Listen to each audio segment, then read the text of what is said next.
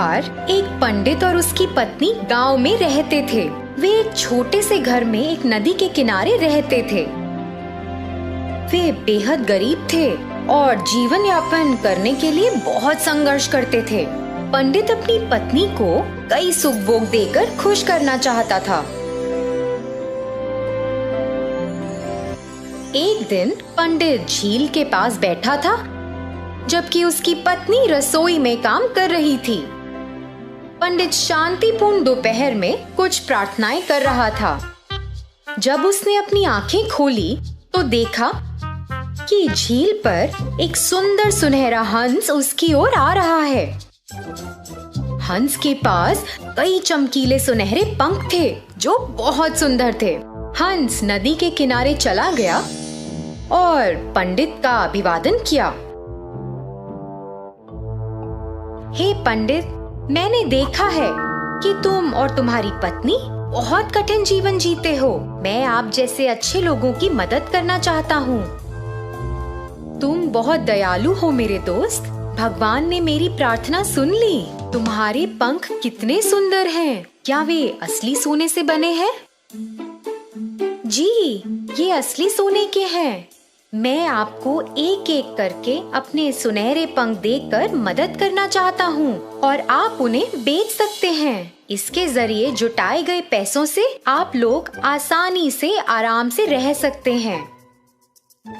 यह बहुत अद्भुत है। कृपया हमारे नम्र घर में हमारे साथ आएं और रहें। मुझे यकीन है कि मेरी पत्नी तुमसे मिलना बहुत पसंद करेगी।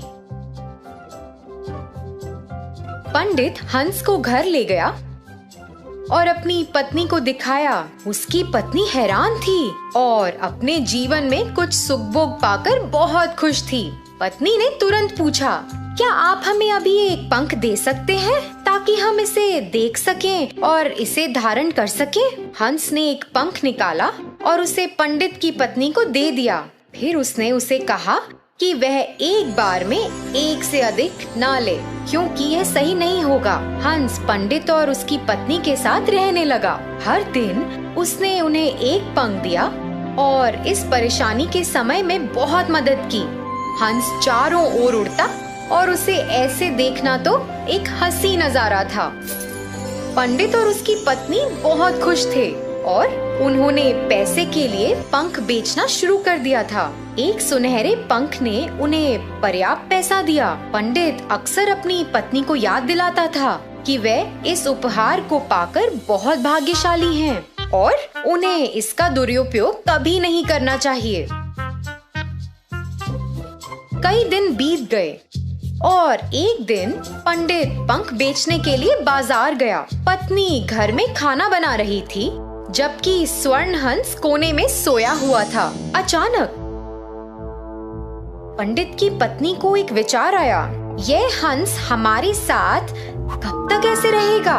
हमें तो बस इसके पंखों की जरूरत है, लेकिन इस प्रक्रिया में हमें इसे खिलाना है, स्नान कराना है और इसकी देखभाल भी करनी है। हम इस हंस पर भरोसा नहीं कर सकते। ये तो यहाँ से दूर जा भी सकता है और फिर कभी वापस नहीं आया तो हम फिर से गरीब हो जाएंगे। यदि मैं सभी पंख ले लूं तो क्या बुरा होगा? उसके सोते हुए मैं जल्दी से इसके सारे पंख निकाल लूंगी। हमें अपने जीवन में एक भी दिन काम नहीं करना पड़ेगा। हम पंखों को सुरक्षित रूप से संभाल कर रख सकते हैं और जब मन चाहे इस्तेमाल भी कर सकते हैं। पत्नी धीरे धीरे हंस के पास गई और उसे पकड़ लिया। हंस भयभीत हो गया। पत्नी पंख खींचने की कोशिश करने लगी और हंस खुद को मुक्त करने के लिए संघर्ष करने लगा। मुझे तुम्हारी हालत की परवाह नहीं है। मैं तुम्हारे सभी पंख मिलने तक का इंतजार नहीं कर सकती। अरे तुम ऐसा क्यों कर रही हो, मूर्ख औरत? मैं तुम्हारी और तुम्हारे परिवार की मदद करने की कोशिश कर रहा था। तुम एक लालची महिला हो और तुम जीवन के सुख भोग के लायक नहीं हो, क्योंकि तुम उनका दुरुपयोग करोगी। तुम्हारे पति तो तुम्हारे लिए सबसे अच्छा चाहते थे, लेकिन अब तुम अपना अवसर खो चुकी हो। मेरी इच्छा के अनुसार मैं तुमको स्वर्ण पंख देता रहा, अब मुझे लगता है कि तुम्हारी मदद करने की कोई आवश्यकता नहीं है। अब मेरे पंख तुम्हारे लिए बस एक पक्षी के पंख से ज्यादा कुछ भी नहीं है। मैं इस जगह से जा रहा हूँ और कभी वापस नहीं आऊंगा। हंस ने वहाँ से निकलने के लिए संघर्ष किया और फिर उसने पंडित की पत्नी को जोर से चोंच मारा और खिड़की से बाहर उड़ गया। पंडित बस घर में घुसा ही था जब उसने हंस को उड़ते देखा। तुमने हंस के साथ क्या किया? जी, मुझे इसके सारे पंख चाहिए थे और यह मुझे लेने नहीं दे रहा था। मैंने तुम्हें उन्हें नहीं लेने के लिए कितनी बार कहा था।